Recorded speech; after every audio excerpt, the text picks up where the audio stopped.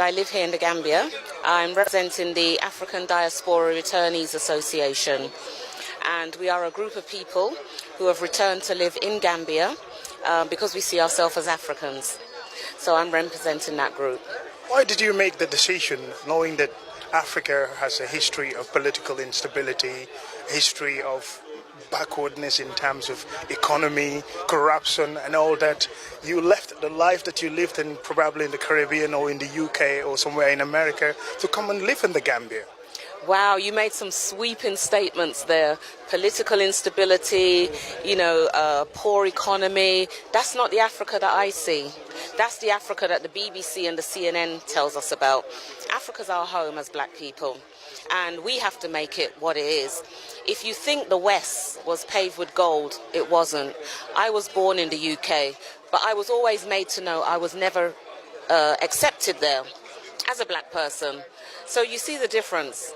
Even though I was born there, and I should be able to say, yes, it was wonderful there, but it wasn't. The discrimination is still there. My parents faced it in the 60s. I faced it, as I was growing up. My children are facing it. It's not changing for us. So it's imperative that we come home and we build Africa so that we don't make the statements that you made about the political instability, the poorness. Africa is a rich continent, and everybody else can see that except us. This is why other people are coming here, but we're not coming here. So we need to come here and we need to enjoy the fruits of Africa. How do you adapt to a country that struggles a lot economically, and even when it comes to basic necessities like food, water, electricity, the on and offs of electricity? You've been in the UK all your life and you've not experienced such kind of things. How are you going to adapt in the Gambia? Because it's the mindset.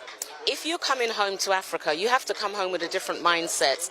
The UK is the UK, Africa is Africa. And if you want to live here and be part and parcel of the fabric of Africa, you have to adapt. But in that adaptation, you have to be part of the change as well.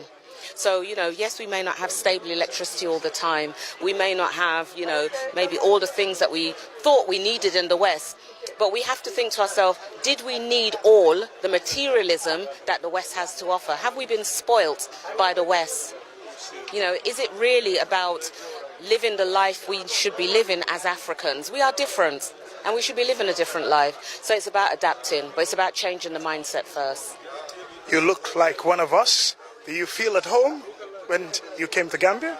Absolutely. I've been coming here for 14 years, living here permanently for 2 years. This is the happiest I've been in my life. Every morning I wake up, I see the sun, first of all, and then I see people that look like me. That's enough for me. That's enough for me.